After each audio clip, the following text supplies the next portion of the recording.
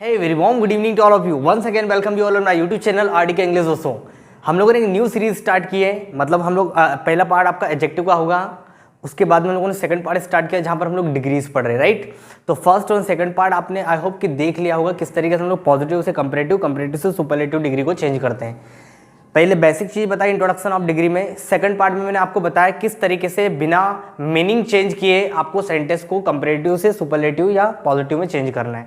लेकिन meaning superlative होना चाहिए, डिग्री वही होना है। मतलब डिग्री चेंज हो जाएगी लेकिन मीनिंग वही की वही रहेगी। जैसे मैंने बोला आपको एग्जाम्पल के लिए, वह गरीब है, he is a poor, he is not rich, अमीर नहीं है वो। तो बात तो दोनों में एक ही है ना भाई, गरीब है अमीर नहीं, मतलब कि दोनों ही कंडीशन में पैसे उसके पास नहीं है। तो मतलब मीनिंग चेंज किए बगैर आपको उसको कंपैरेटिव सुपरलेटिव में बनाना। आई होप कि आपने वो वीडियोस देख लिए होंगे। चलिए दोस्तों, इस वीडियो में हम लोग सीखने वाले हैं। आपने जो हेडिंग पढ़ी है बिल्कुल सही पढ़ी है, अवॉइड फॉल्टी कंपैरिजन। आपको फॉल्टी कंपैरिजन को रोकना है, राइट। अगर आप एक कॉम्पिटिटिव एग्जाम की तैयारी कर रहे हैं तो आपको फॉल्टी कंपैरिजन को रोकना है। कैसे, देखते हैं। बोलचाल की भाषा में हम बोलते हैं, बहुत मजा भी आता है बोलने में और बड़े अच्छे भी लगते हैं हमारा सेंटेंस, राइट। जैसे फॉर एग्जांपल आप किसी फोटोकॉपी की शॉप पे जाते हो और वहां पर आप बोलते हो भैया पहले मेरी कॉपी करना। अरे भैया आपकी कॉपी कैसे करोगे, ऑब्वियसली आपकी नोट से क्यों कॉपी करेगा। तो जनरली तौर पे हम लोग ये बोलते हैं बोलचाल की भाषा समझे कि, लेकिन दोस्तों ये रिटर्न इंग्लिश में एकदम गलत माना जाएगा, राइट। मेरा शर्ट तुमसे अच्छा लग रहा है, भाई मेरा शर्ट तुमसे अच्छा लग रहा है। मेरा शर्ट तुमसे अच्छा कैसे हो सकता है, तुम्हारे शर्ट से हो सकता है ना।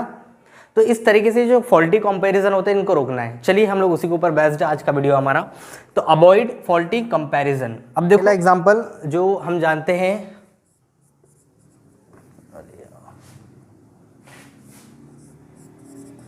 The population of India is बिगर कर लो या ग्रेटर भी कर सकते हो, बिगर देन पाकिस्तान। ठीक है ना, पहला सेंटेंस समझ में आया दोस्तों। The population of India is bigger than Pakistan. दूसरा सेंटेंस,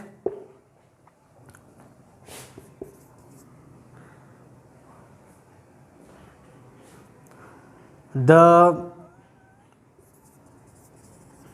people of India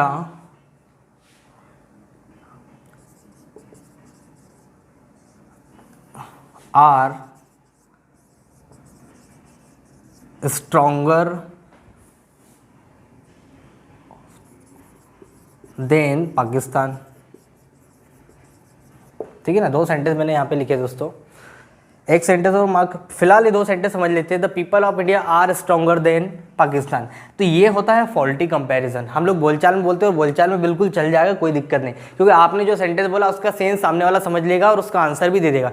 लेकिन रिटर्न, आपको पता है कॉम्पिटिटिव एग्जाम में ब्रिटिश रिटर्न स्टैंडर्ड इंग्लिश को फॉलो किया जाता है। उसमें अगर कोई भी गलती होगी तो नंबर आपके वैसे भी कट जाएंगे दोस्तों। तो इन चीज़ों पर आपको विशेष तौर पर ध्यान रखना है। तो मैंने सोचा क्यों ना स्पेक्ट 5 से 10 मिनट का वीडियो आपको बना दूं ताकि आपके पास ये इंफॉर्मेशन चली जाए, राइट दोस्तों।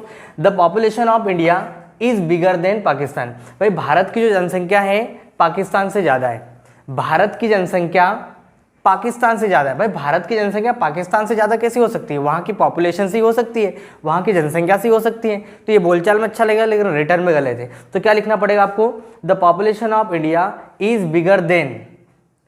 आप इसको ऐसा भी लिख सकते हो, द पॉपुलेशन ऑफ पाकिस्तान। इस तरीके से आप लिख सकते हो, राइट। कैसे लिख सकते हो आप, the population of India is bigger then the population of Pakistan. अब आपका सेंटेंस कहीं ना कहीं क्या है, मैनर में है, ठीक है ना, मैनर से बाहर नहीं है। लेकिन थोड़ी सी और हम लोग इसमें थोड़ा सा और बदलाव कर सकते हैं, थोड़ा सा उसको और सुधार सकते हैं। कैसे, the population of India, India आपका प्रॉपर नाउन है, पाकिस्तान भी प्रॉपर नाउन है, अलग अलग नाउन है, कोई दिक्कत नहीं। एक नाउन होता तो मैं उसको बदल देता, लेकिन पॉपुलेशन यहाँ पर भी है, पॉपुलेशन यहाँ पर भी है। अब ये दोनों ही क्या है दोस्तों, आपका नाउन है। तो नाउन के रिपीटेशन को रोकने के लिए, अगर आपने मेरे प्रीवियस वीडियो देखे हैं तो नाउन के रिपीटेशन को रोकने के लिए हम लोग क्या लगाते हैं, प्रोनाउन लगाते हैं। अब कौन से प्रोनाउन लगा सकते हो, याद करो जरा, this, that, this, those. This पास के लिए, दैट दूर के लिए। दिस बहुत सारी चीजें जब पास हो तो दिस, और बहुत सारी चीजें जब दूर हो तो दोस। तो पॉपुलेशन कहीं ना कहीं सिंगुलर नाउन है, ठीक है ना। प्लूरल होता तो दिस दोस्त में से एक उठा के लगा देता। अब सिंगुलर नाउन है तो मैं दिस, अगर पास है, अगर जनसंख्या पास है तो मैं दिस पॉपुलेशन बोल दूंगा, लेकिन दूर है तो क्या बोलूंगा, दैट ऑफ पाकिस्तान। समझ गए। अब यहाँ पर आपको अवॉइड करना पड़ेगा एक पॉपुलेशन को, क्योंकि 2 बार नाउन रिपीट ना हो तो उसके रिपीटेशन को रोकने के लिए हम लोग क्या लगाते हैं, प्रोनाउन लगाते हैं। अब एकदम ग्रामेटिकली आपका सेंटेंस सही है। The population of India is bigger then that of Pakistan, that of Pakistan, bigger than that of Pakistan. इस तरीके से आपको लिखना पड़ेगा, यही आपको फॉलो करना पड़ेगा कॉम्पिटिटिव एग्जाम में, ठीक है। तो समझ आ गया सेंटेंस आपको। दूसरा सेंटेंस देखो जरा, the population of India, sorry the people of India, Bharat के लोग आर स्ट्रोंगर देन पाकिस्तान। भाई भारत के लोग पाकिस्तान से मजबूत है, ऐसा संभव हो सकता है क्या? वहाँ के लोगों से मजबूत होंगे, पाकिस्तान से नहीं होगा। तो यहाँ पर अगेन आप क्या करोगे, अगेन आपको लिखना पड़ेगा दोस्तों, इस तरीके से इसको सही लिखना पड़ेगा, द पीपल ऑफ इंडिया, ठीक है ना। यहाँ तक समझ में आ गई। The people of India are stronger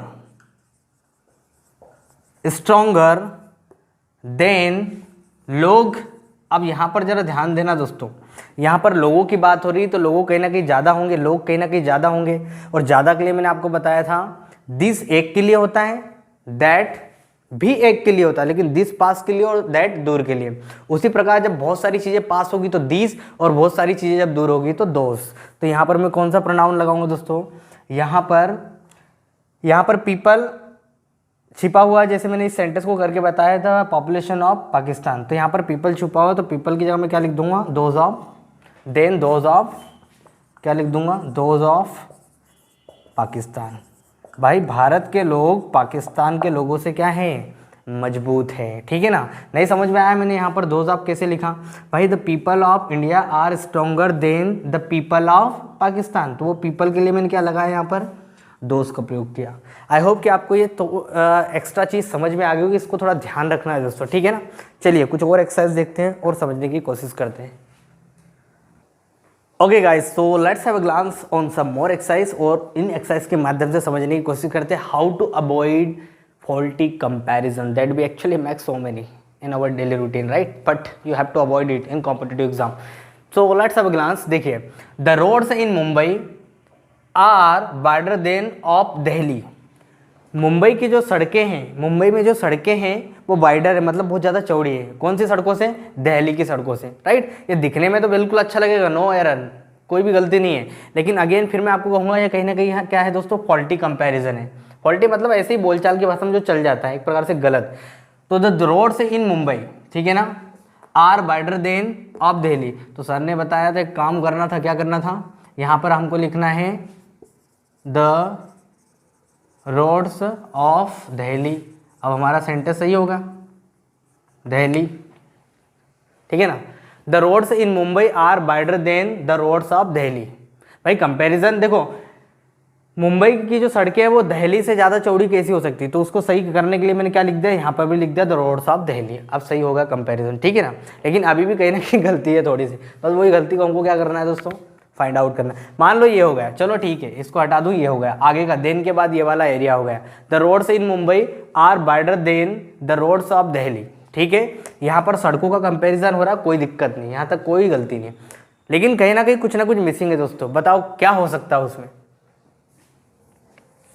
ऐसा हो सकता है भैया, ऐसे ही लटकाएंगे आपको एग्जाम में, ठीक है ना। ये चीज़ थोड़ा समझना आपको। भाई यहाँ पे क्या लिखा है, इनका प्रयोग हुआ है। The roads in Mumbai, Mumbai में जो सड़कें हैं, मुंबई में जो सड़कें हैं वो दिल्ली में जो सड़कें हैं उससे ज़्यादा क्या है, चौड़ी है। तो यहाँ पर ऑफ को आपको अवॉइड करना पड़ेगा, यहाँ पर भी क्या लिखना पड़ेगा, इन लिखना पड़ेगा। देखो वही कहा है, कुछ नहीं, बस नज़र मारना था हल्के से, और उसमें भी लटक जाते हैं। तो the roads in Mumbai are wider than the roads in Delhi. और एक चीज़ और हम लोग सुधार सकते हैं, रोड्स यहाँ भी आ रहे हैं, रोड्स तो यहाँ भी है, तो 2 बार रोड्स रिपीट ना हो तो दोज ऑफ लिख दो, दोज इन दिल्ली। प्लूरल है तो हम लोगों ने दोज का प्रयोग कर दिया। The roads in Mumbai are wider than those in Delhi. जो दिल्ली में जो सड़कें हैं वह सड़कें मुंबई की सड़कें, मुंबई में जो सड़कें हैं वो दिल्ली की सड़कों से कहीं ना कहीं क्या है दोस्तों, वाइडर। थोड़ा कॉम्प्लिकेटेड है लेकिन बहुत आसान है। देखो क्या किया मैंने, द रोड से लिखा इन मुंबई।